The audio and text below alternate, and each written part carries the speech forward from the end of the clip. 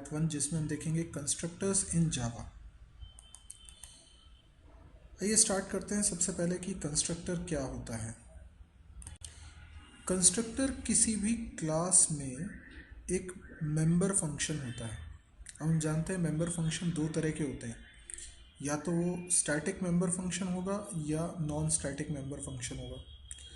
तो ये non static member function यानी इस फंक्शन को बनाते वक्त स्टैटिक कीवर्ड नहीं लिखा जाएगा। नॉन स्टैटिक मेंबर फंक्शन को इंस्टेंस मेंबर फंक्शन भी कहा जाता है। कंस्ट्रक्टर एक ऐसा मेंबर फंक्शन होता है जिसका नाम वही होगा जो क्लास का नाम है। कंस्ट्रक्टर एक ऐसा स्पेशल फंक्शन होता है जिसका कोई रिटर्न टाइप नहीं होता। आइए कंस्ट्रक्टर के बारे में और कुछ बातें समझने के लिए पहले हम एक एग्जाम्पल बनाते हैं। ये जावा प्रोग्राम्स नाम का एक फोल्डर है जिसमें मैं एक नई टेक्स्ट फाइल ले रहा हूँ जिसका नाम रख लेते हैं example.java।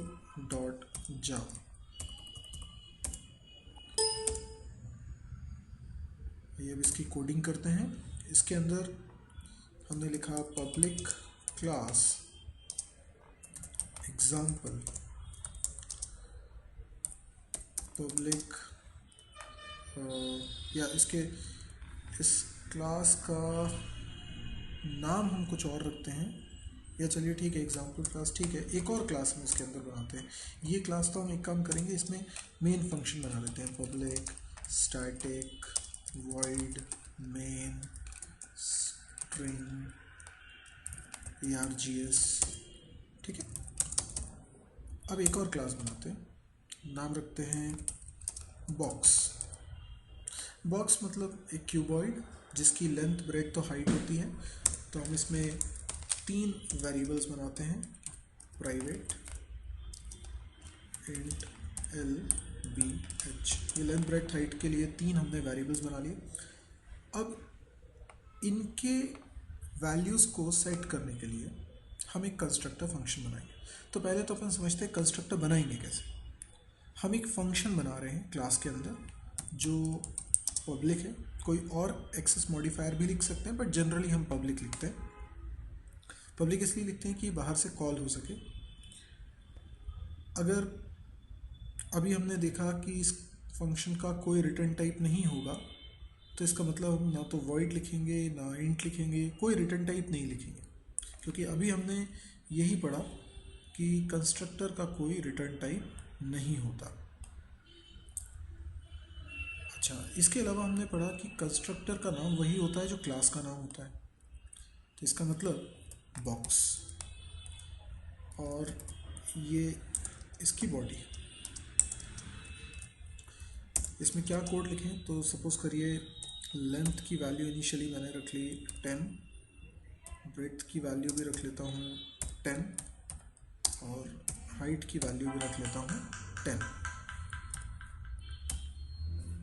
ठीक है, तो ये जो हमने बना दिया है this is called constructor. Constructor is a special method that is used to initialize a newly created object। Okay, इसका मतलब जब हम बॉक्स क्लास का ऑब्जेक्ट बनाएंगे, कैसे, स्मॉल बॉक्स नाम रख देता हूँ इसका। और कैसे बनाते हैं ऑब्जेक्ट, न्यू लिखकर। ठीक है, तो ये लाइन में हमने ऑब्जेक्ट बना लिया। ऑब्जेक्ट बनेगा तो मेमोरी एलोकेट होगी ऑब्जेक्ट को, और उस मेमोरी के अंदर 3 वेरिएबल्स होंगे एल, बी और एच। एल, बी, एच में बाय डिफ़ॉल्ट आ जाएगा 10 10 10। क्यों? क्योंकि जैसे ही ये ऑब्जेक्ट बनेगा वैसे ही ये कंस्ट्रक्टर कॉल हो जाएगा। यानी कंस्ट्रक्टर एक ऐसा स्पेशल मेंबर फंक्शन होता है जो ऑब्जेक्ट बनाते ही अपने आप हो जाता है कॉल, इसे हमें कॉल करने की ज़रूरत नहीं पड़ती। तो constructor is special method that is used to initialize a newly created object as and is called implicitly, यानी वो अपने आप कॉल होता है just after the memory is allocated for the object. यानी ऑब्जेक्ट को जैसी मेमोरी मिली ये ऑब्जेक्ट हमने बनाया, ऑब्जेक्ट को मेमोरी मिली और ये कंस्ट्रक्टर उसके लिए चल गया। तो इसीलिए तो हम इसको कह रहे हैं ये इंस्टेंस मेंबर फंक्शन, ये स्टैटिक नहीं हो सकता, ये ऑब्जेक्ट के लिए चलता है, ऑब्जेक्ट के मेंबर्स को एक्सेस करता है। तो बेसिकली इस फंक्शन का काम क्या है, जब भी ऑब्जेक्ट बनाएंगे ये कंस्ट्रक्टर एक ऐसा खास फंक्शन है जो ऑब्जेक्ट की ज़िंदगी में चलने वाला पहला फंक्शन होगा और गारंटेड चलेगा, यानी ऑब्जेक्ट बनेगा तो ये फंक्शन तो चलेगा ही चलेगा। अब कोई इतना खास है कि जिसका चलना भी तय है, सबसे पहले चलेगा, तो इतनी स्पेशल बात होने के कारण इसका रोल भी इम्पॉर्टेंट है। इसमें आखिर ऐसी क्या कोडिंग लिखनी चाहिए? हम कंस्ट्रक्टर में जनरली ऑब्जेक्ट को इनिशियलाइज करने की कोडिंग करते हैं, यानी कोई ऑब्जेक्ट सिर्फ ऐसा लिख देने भर से नहीं बना। ऑब्जेक्ट के सही मायने ये हैं कि वो रियल वर्ल्ड की किसी चीज़ को रिप्रेजेंट करे। फॉर एग्जांपल मेरे पास एक बॉक्स है और मैं इसी को इस सॉफ्टवेयर में रिप्रेजेंट करना चाहता हूँ, तो बॉक्स को रिप्रेजेंट कर तो तब पाऊंगा ना जब मेरे एक्चुअल फिजिकल बॉक्स की जो डायमेंशंस हैं वही डायमेंशंस में इसमें सेट करूँ। यानी मेरे पास अभी मेरे पास एक बॉक्स है जिसकी कुछ लेंथ है, कुछ ब्रेड्थ है, कुछ हाइट है। अगर मैं चाहता हूँ ये फिजिकल बॉक्स को हम सॉफ्टवेयर में रिप्रेजेंट करें तो उसकी LBH की वैल्यू भी मुझे वही रखनी होगी जो मेरे पास एक्चुअल बॉक्स की है, तब तो वो उसको रिप्रेजेंट कर पाएगा। लेकिन ये तो तब होगा ना जब LBH के अंदर वैल्यूज़ प्रॉपरली रखी जाए। अगर ऐसा नहीं करेंगे तो वो किसी रियल वर्ल्ड के ऑब्जेक्ट को रिप्रेजेंट नहीं कर सकता। तो ऑब्जेक्ट सिर्फ मेमोरी दिलाने भर से ऑब्जेक्ट नहीं बना। ऑब्जेक्ट तब बना जब उसको प्रॉपरली इनिशियलाइज करेंगे, और ये इनिशियलाइज करने वाला काम हमें ऑब्जेक्ट के बनते के साथ ही कर देना चाहिए। क्योंकि ऑब्जेक्ट पे अब आप कोई ऑपरेशन परफॉर्म करेंगे पर उससे पहले वो किसी को रिप्रेजेंट कर रहा है, तब तो ऑपरेशन परफॉर्म करने का मतलब है।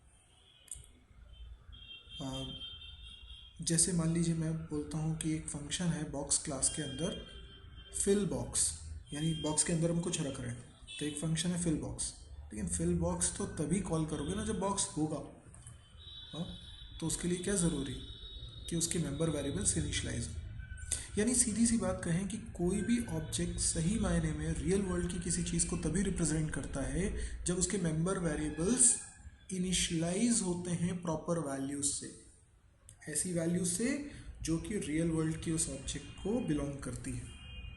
तो असल ज़िंदगी में जो बॉक्स की डायमेंशन है वही वैल्यूज़ अगर मैं LBH में रख दूँ तो ये ऑब्जेक्ट रियल वर्ल्ड की एंटिटी को रिप्रेजेंट करेगा। तो अगर ये बात समझ में आ गई है तो आपको ये समझ में आ गया कि ऑब्जेक्ट ये कंस्ट्रक्टर क्यों बनाते हैं। यानी constructor is a special method that is use to initialize a newly created object. ये इनिशियलाइज करने का काम कर रहा है। अच्छा, ये कोई ज़रूरी नहीं है कि आप अपने क्लास में कंस्ट्रक्टर बनाएं। ये जो कंस्ट्रक्टर बनाया है ये आप नहीं भी बनाते, इससे पहले के प्रोग्राम्स में हमने नहीं बनाया, तो ना भी बनाए तो कोई एरर नहीं है, कोई गलती नहीं। तो फिर क्या ऑब्जेक्ट बनते वक्त कंस्ट्रक्टर कॉल नहीं हो रहा? बिल्कुल कॉल हो रहा है। कौन सा? हमने तो बनाया नहीं। अगर हमने ये कोडिंग नहीं लिखी, ये हटा देता, तो फिर क्या इस समय कंस्ट्रक्टर कॉल हुआ है? बिल्कुल हुआ है, क्योंकि ये तो पक्की बात है, इसमें तो कोई डाउट ही नहीं करना। ऑब्जेक्ट बनेगा तो कंस्ट्रक्टर तो कॉल होगा ही होगा। अब सवाल उठता है कि कौन सा कंस्ट्रक्टर? तो ये वो कंस्ट्रक्टर होगा जो कंपाइलर ने बनाया है। Yes, when there is no constructor defined in the class by programmer, compiler implicitly provide a constructor for the class, और इसको अपन बोलते हैं डिफ़ॉल्ट कंस्ट्रक्टर। यानी कंपाइलर खुद बना देगा, पर जो कंपाइलर बनाएगा वो एम्प्टी पैरेंथेसिस होंगे और कोई बॉडी में कोड नहीं लिखा होगा। तो हम चाहें तो ना भी बनाएं, लेकिन अगर हमें लगता है कि यूज़फुल है, हमें बनाना चाहिए, तो बिल्कुल बनाएंगे। तो याद ये रखेंगे कि अगर हमने नहीं बनाया तो कंपाइलर बनाएगा, पर हम अगर बना देंगे तो फिर कंपाइलर नहीं बनाएगा। तो चलिए देखते हैं, अगर हम कंस्ट्रक्टर बना देते हैं। कंस्ट्रक्टर अगर बना दें, लेकिन मैं क्या करता हूँ, इसमें आर्ग्यूमेंट पास करता हूँ। कंस्ट्रक्टर में आर्ग्यूमेंट पास करता हूँ, क्योंकि कंस्ट्रक्टर में पैरामीटर हो सकते हैं।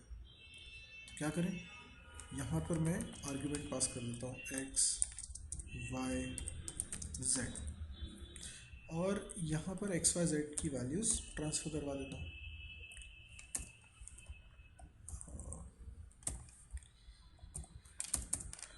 अब आप मुझे ये बताइए कि ऑब्जेक्ट बनने पर क्या होगा। हो सकता है आपका आंसर गलत हुआ। यहाँ पर ऑब्जेक्ट बनाने पर एरर आएगी, क्योंकि क्लास में हमने एक कंस्ट्रक्टर तो बनाया है पर उसमें आर्ग्यूमेंट्स बनाए हैं। यानी ये कंस्ट्रक्टर तभी चल सकता है जब इसे 3 वैल्यूज सप्लाई की जाए। एक फंक्शन है जिसको जब तक 3 वैल्यू नहीं देंगे ये चलेगा नहीं। लेकिन हम जब ऑब्जेक्ट बना रहे हैं तो ये पैरेंथेसिस खाली है। इसका मतलब इस क्लास का वो कंस्ट्रक्टर चलना चाहिए जिसमें कोई आर्ग्यूमेंट नहीं है, पर ऐसा कोई कंस्ट्रक्टर हमने बनाया नहीं है। लेकिन कंपाइलर बनाएगा?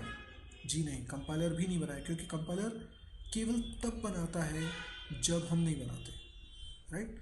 जब हम कोई कंस्ट्रक्टर नहीं बनाते तब कंपाइलर बनाता है। तो अभी तो कंपाइलर ने नहीं बनाया होगा, इसलिए एरर आएगी। ठीक है, तो चला के भी देख सकते हैं इसको, एरर आती है कि नहीं आती है इसको भी समझ लेते हैं। मेरे पास एफ ड्राइव में है, नहीं सॉरी जी ड्राइव में, सॉरी जी ड्राइव में है जावा प्रोग्राम्स,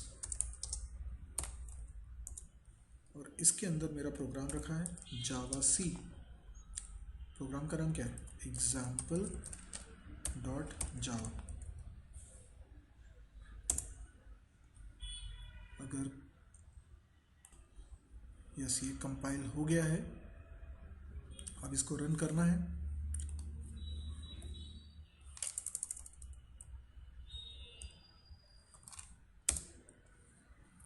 देखें क्या होता है। कुड नॉट फाइंड और लोड मेन क्लास एग्जाम्पल। क्यों भाई, ऐसा क्या हुआ? ये मेन क्लास को लोड क्यों नहीं कर पा रहा है?